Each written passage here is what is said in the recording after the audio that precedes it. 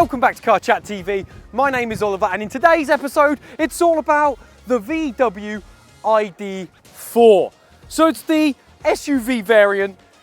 It's pretty fancy. Let's have a little look around the car because I want to talk to you about the car. I want to talk to you about what you can expect in today's episode because I'm going to give you 100% an honest review of the car. How does it handle on the roads? What's the space like? Is it practical? Is it quiet?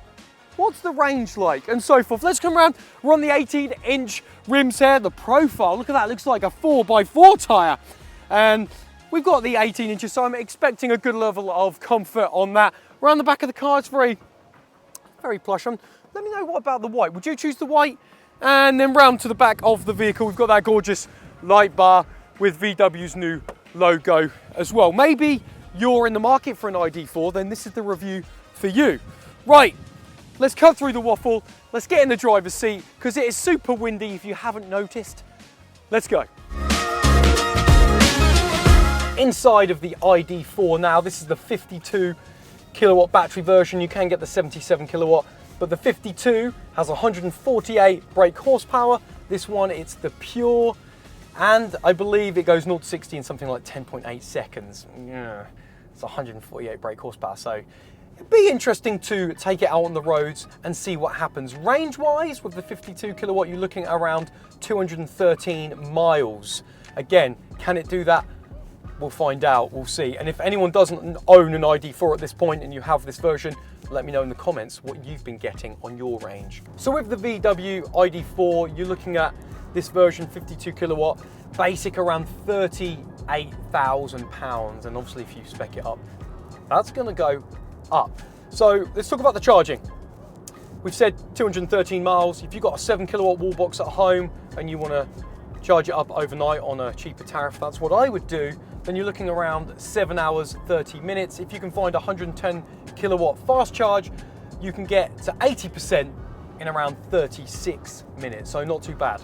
So this ID4 is rear wheel drive. If you do want all wheel drive, you go to the GTX variant, and I think you might even be able to get all-wheel drive on one trim level down. Anyway, this one doesn't have it, it's rear-wheel drive.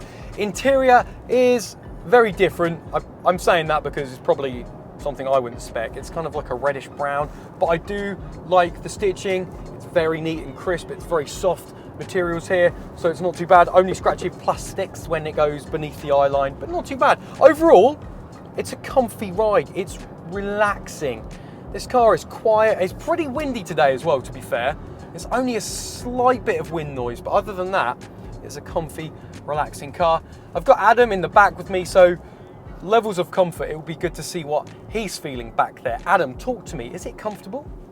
So my opinion in the back of the ID4, I'm not really sure how to convey my opinion, but it feels like I've got quite a lot of leg room, and it feels like my legs sort of like are quite low down, if that makes sense, but it feels like there's quite a lot of room from top to bottom, and I've got quite a decent amount of headroom, to be fair.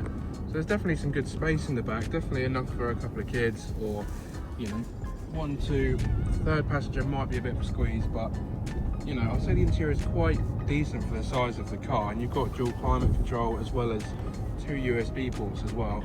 Managed to get all the camera stuff in pretty easy, and knee room is here, you can see that, and yeah, headroom, I'd say like a good amount. So yeah, pretty comfy. I'd say it's pretty quiet as well, quite a relaxing ride.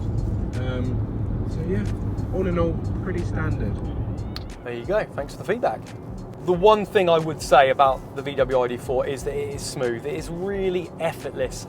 Great for families or just getting from A to B, jumping in the car and just, you know, giving it a little bit of a hoon. I'm just going to indicate here, check out the brakes. Oh yeah, no good, not too bad. Some people say they're quite snatchy, but you know what? They're not too bad. They're quite progressive, to be fair. The only thing I would say is because it's the lower version, the 148 brake horsepower, you might want to go for a bit of a faster version, the 201 brake horsepower. That's all it's lacking, but at the end of the day, if you're driving this car, this is a good little test.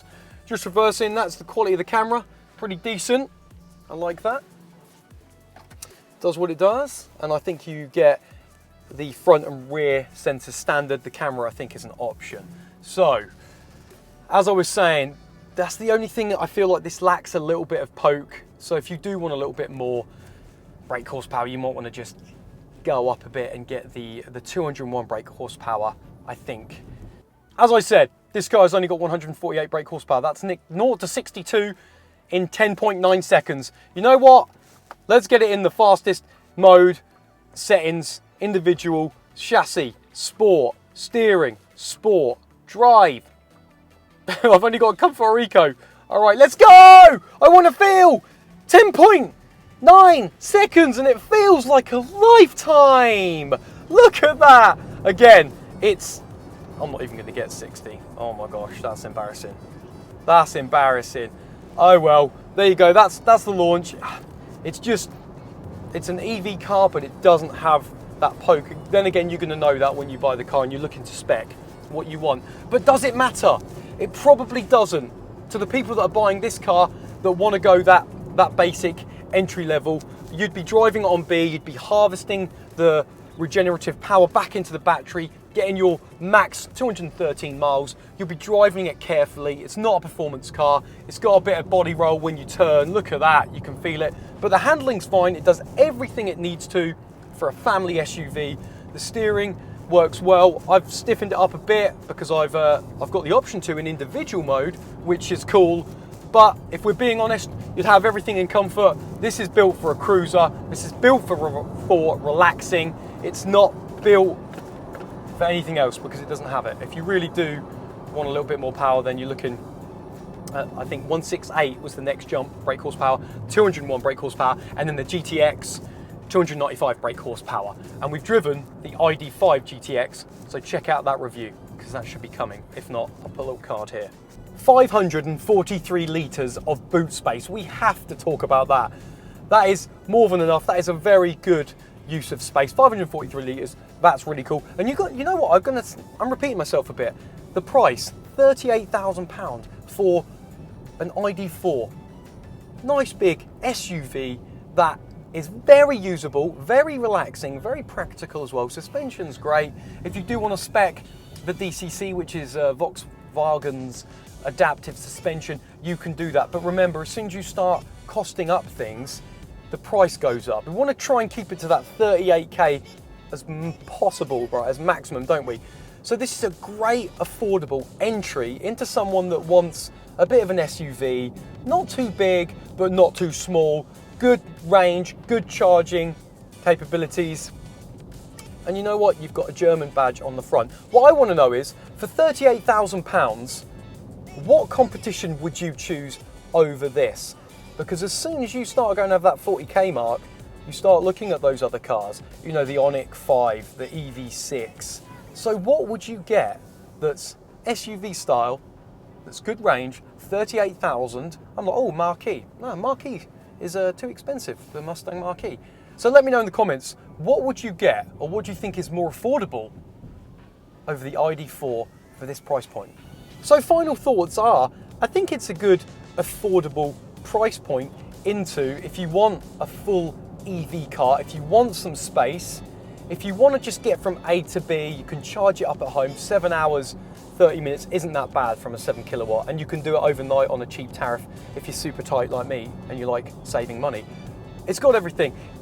Yeah, the infotainment could be better. It's not the biggest, it's the 10-inch. You've got a small little digital dash here. There's not many options to change it up. But again, as soon as you start doing things and adding bits, the price goes up. So overall, I think it's a very good option.